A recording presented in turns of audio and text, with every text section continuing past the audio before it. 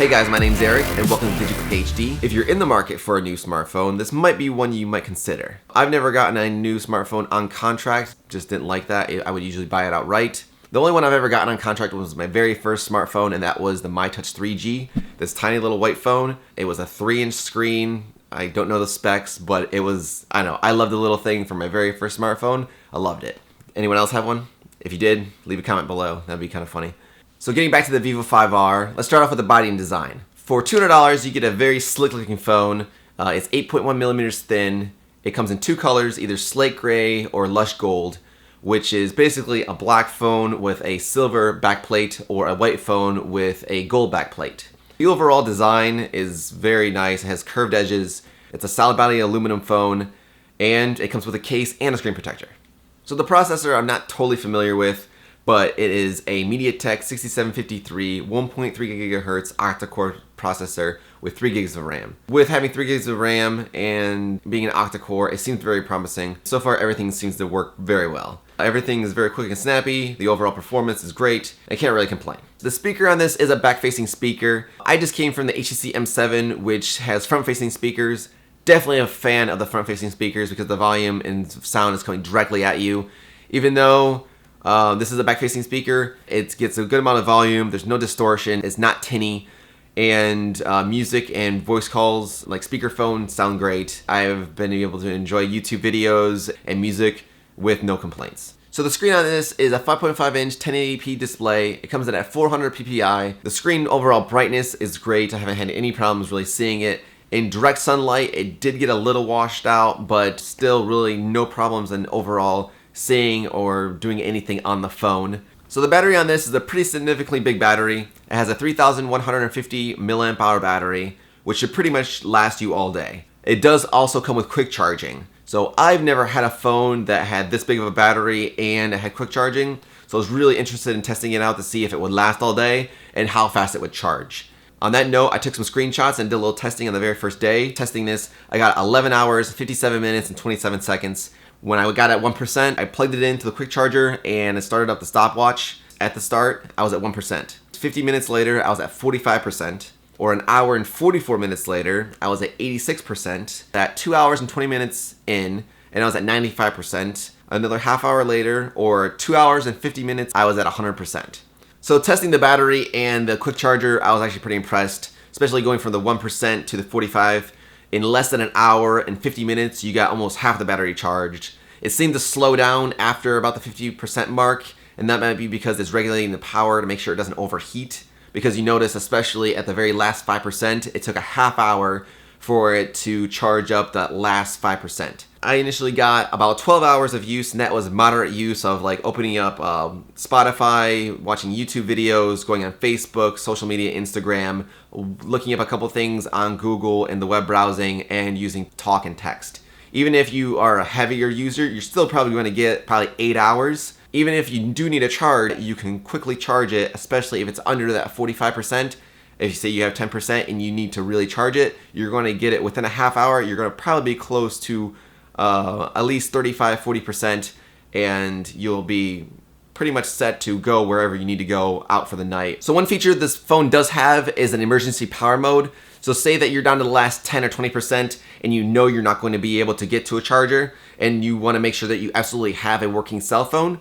So what it does, it turns off all the other apps, puts your phone in black and white, and it makes it so you can only open 4 apps. That is phone, contacts, messaging, and the clock app. This is a great feature to use that big battery and get the most power out of it if you absolutely need to. So this phone does actually have a fingerprint scanner, which I've never had a phone with a fingerprint scanner. On that note, again, I don't usually lock my phone, so I don't really need this, but I wanted to test it out to see how responsive it was and if I would actually like it and maybe keep it on there to make sure that my phone is more secure. Starting off, when you do set it up, you can set up multiple fingers on it. I set up 4. Initially, I just did my right hand, my index finger, and my middle finger. But I found over the course of the week that sometimes I would have something else in this hand and I had the phone in my other hand. It was really annoying that I had to like set everything down and switch it. So what I now changed it to was both index fingers and middle fingers on both hands actually can unlock my phone. Found that was much better. The fingerprint scanner is very responsive. It takes less than about a second to unlock the screen, and that is from initial screen is off to you unlocking it. The only little gripe I have about the fingerprint scanner is that it is on the back of the phone, which really isn't that big of a deal, but it's when you lay down the phone and you have it on a table. It does have a passcode for you to open it up. Again, it's just a little inconvenience. Either you set up a easier passcode, which kind of defeats the purpose of having a passcode, or you can just pick up the phone and unlock it with your finger. So maybe that's why I'm just used to just unlocking my phone, and then it's open, and then I can get to either a text, look up whatever I need to, and I can just keep going. So also with the design of the phone, on the bottom are the capacitive buttons. The capacitive buttons actually look good and are very sharp, but they actually do not back illuminate. So when it does get dark, it's a little hard to see them. This isn't a really big problem because the button layout is pretty simple. It's just very nice to have that little bit of illumination so you know exactly where to push. Again, not a big problem, just another thing that I noticed. So the camera on here, I was actually pretty excited about. The main camera on here is a 13 megapixel camera with a Sony sensor. The Sony sensor is the IMX258. It has an f2.0 aperture. It has an 8 megapixel front-facing camera along with flash on the front and the rear of the phone, which is pretty cool. If you do use the flash on the front of the phone, you actually still have the option of using the front screen just to illuminate the subject just a little bit, or if you need more light, you can actually turn on the flash or actually have it on as a steady stream of light, which is pretty cool. When you do open the camera app to take a picture, you have actually a couple options to use the shutter button. Obviously, you can use the one on the screen and just take the picture. You also have the option of putting it in landscape and using the volume rockers, but then you also have the option with the fingerprint sensor to use that as a shutter button. I thought that was pretty cool that they made the fingerprint sensor a shutter button too. So the pictures from the actual phone, after I put them on the computer, they are, in my opinion, a little soft. The speed of the actual camera itself, of snapping the shot and getting the photo, that works very well. But the actual photo itself, it comes out a little bit soft in my opinion. When it is dark, it doesn't handle noise super well, but it's okay with that 2.0 aperture. I was really hoping to get a little bit better quality pictures. Again, that's with the Sony sensor. With my past with Sony sensors, I've had a few different Sony cameras. I used to have a little point and shoot that was pretty decent during day and night. I took it on for vacation. I got some great pictures and photos. But then I also had a camcorder from Sony, and that was horrible in low light. But when it had a ton of light, it looked very sharp and nice. So the more light you have on this, I believe will be better. So you do have the flashes on here. It does feature a bunch of different options and does actually give you some manual controls. It does have different settings for like panorama, HDR, macro. I did a few macro images here. I'll throw these up now. And they turned out pretty decent when there was a good amount of light. The burst mode was pretty quick. I did a little example here and it snapped the shots pretty quick. Overall, if I was rating it from like good being 10, bad being 0, I would give it like a 6.5, maybe 7. This is normal for a camera like on a cell phone. It doesn't have a very big sensor. It's totally understandable. But especially when I go to concerts and shows, usually my only camera I have on me is the one in my pocket, which is my cell phone. Getting those low light pictures and videos and having that f2.0, I was really hoping to get like some really cool shots, you know, capturing those moments when I have no other camera. Again, the overall app experience and the camera itself of taking the photos, that's good. Again, the images are a little soft, a little bit noisy, but still with plenty of light, use the flash. You should still get some decent photos. One thing I forgot to mention, it does video at 1080p at 30 frames per second. I haven't not actually shot a ton of video with this yet, but I will go out today and get a few samples, and I'll let you be the judge of them. This is recorded on the phone.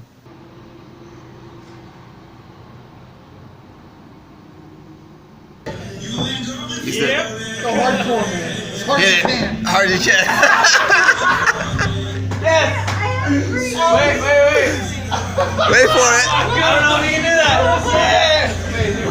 Yeah. Damn it. Here's some low light conditions. This is the editing room. There's the video. In the works. Here's me walking with it.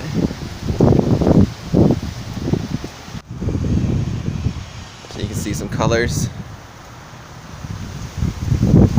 plug some in. These guys, I have anti-shake on. Try that out. Going more towards the sun now. See how it adjusts. Some bushes.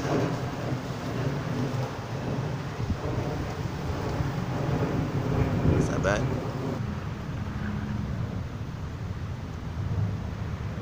Some little detailed shots. Macro shots.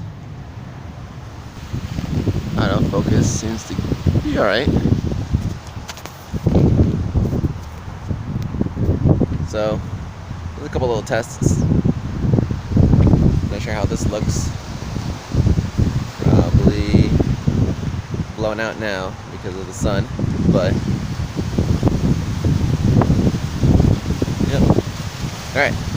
So let's talk about the software. The software on this phone is Blu's own custom Android launcher. The launcher is very, very similar to the iPhone like interface. It puts all your apps on the home screen, and there is no app drawer. It even has the menu from the bottom instead of the top to get to your shortcuts to like brightness and Wi-Fi and all that kind of stuff. I don't know why they did this. It might have been maybe to intrigue someone coming from iPhone over to Android, and it would be a very, very similar experience. I don't really like that. So what I did, I went into the Google Play Store, downloaded the Google Launcher. It's very clean, puts all of your apps in your drawer. Again, this is only a personal preference. You can leave it the way it is. If you like that layout, great. If not, you can download the Google Launcher. Or if you want to try out some other launcher, you can do that too. There are plenty of different launchers out on the Google Play Store, but that is the beauty of Android. It gives you that custom experience to tweak it the way you want. So using Blu's Android menu is a little different from what I'm used to, especially from just swiping up, but it's really not that bad. Getting to all the shortcuts, it's pretty simple, and they make it very customizable. And they still give you the option of changing out the top 8, which is great, so you can pick your top 8 that you use the most. But then you can still easily get to the other ones that are within the menu. So one shortcut that I thought was actually pretty funny is they have a fake call. So say you're in a conversation with somebody and you need to get out of it. You push that, it sets a timer down for 15 seconds. It rings in your pocket, you answer, and then it actually has a voice talk on the other side. And then you can easily like say, oh, I needed to take this. So, which is kind of funny. I know there are apps out there that you can download, but it's pretty funny that they actually have it built in the actual software. I just thought that was actually kind of hilarious. And also a nice and convenient feature that is built in within the software is closing all of the windows or programs all at once. If you hit the multitask window on the left side of the capacitive buttons, when you open that up on the bottom, there's these 3 little bars. You click that and it will clear up your RAM and close all the apps. This will help you save on battery and clear up memory, so it keeps your phone moving fast and smooth. So since Blu has its own custom Android software built onto this phone, I was intrigued to see what else that they had changed. I went into the settings and kind of like poked around and looked around. In the advanced settings, they do have gestures, or they're called smart gestures, which is kind of cool, but the only one I found really useful for me was double tap to wake. So basically, if your screen is asleep, you can double tap on it and it will wake it. So before I bought the Vivo 5R, I was actually considering another Blu phone. The one I was considering was the Vivo XL. The Vivo XL is only $150, and you get the same size screen, a 5.5-inch screen, but it's a Super AMOLED display. It has the same size battery. It has a screen display of only 720p. It has 16 gigs of internal memory and 2 gigs of RAM. For $150, that's still actually a really good phone. But I saw for $50 more, I could actually upgrade it just a little bit.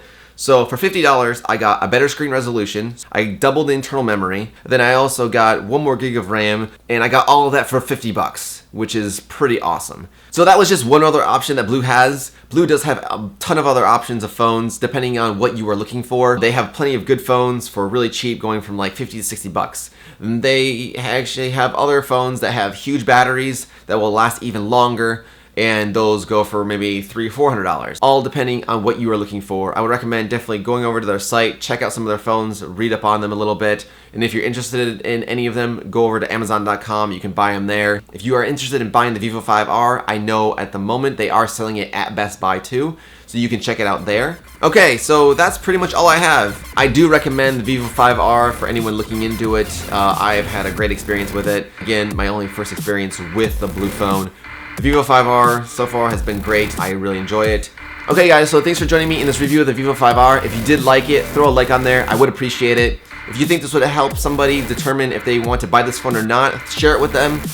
My name is Eric. Thank you for joining me in this DigiClickHD video, and I'll see you in a new one very soon. Bye.